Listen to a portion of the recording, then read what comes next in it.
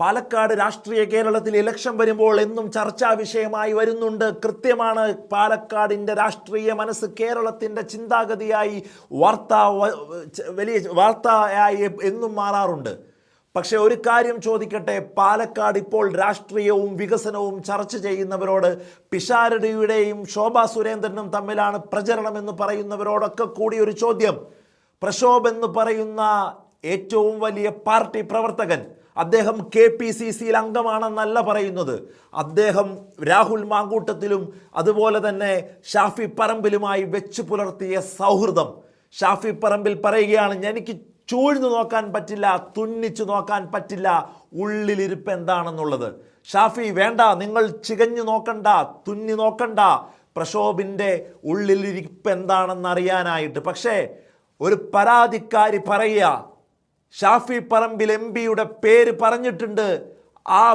അതിൻ്റെ ഒരു സ്വാധീന ശക്തി എന്നെ പീഡിപ്പിക്കുമ്പോൾ ഇങ്ങനെ ഞാൻ വലിയ രീതിയിൽ കണക്ഷനുള്ളയാളാണ് ഷാഫി പറമ്പിലുമായി.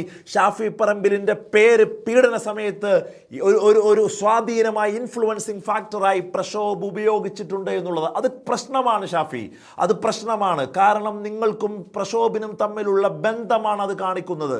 നിങ്ങൾ കൊട്ടിഘോഷിച്ച് പാലക്കാടിൻ്റെ തെരുവീതികളിലൂടെ കൊണ്ടു നടന്ന രാഹുൽ മാങ്കൂട്ടത്തിൽ എന്ന് പറയുന്ന വ്യക്തി ഏത് നിമിഷവും പാർട്ടിയിലേക്ക് തിരിച്ചു വരുമെന്നുള്ളത് ഇങ്ങനെ ഏത് സമയത്തും ആ ഒരു എൻട്രി ഞങ്ങൾ പ്രതീക്ഷിക്കുന്നുണ്ട്.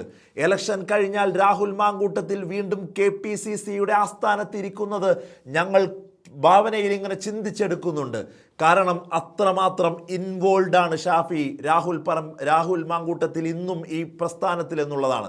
അതുകൊണ്ട് തന്നെയാണ് നിങ്ങളുടെ രണ്ടുപേരുടെയും ഏറ്റവും അടുത്ത സുഹൃത്തായ പ്രക്ഷോഭ് ഒരു വലിയ രീതിയിലുള്ള പീഡനത്തിനിരയാക്കി, വലിയ രീതിയിലുള്ള പ്രശ്നങ്ങൾക്ക് എന്നെ ഇരയാക്കി എന്നൊരു യുവതി പറയുമ്പോഴും താങ്കളുടെ പേരും ചർച്ചയാക്കാതെ ഒഴിഞ്ഞു മാറുകയാണ് ഷാഫി പറമ്പിലെന്നും പറയാതെ വയ്യ.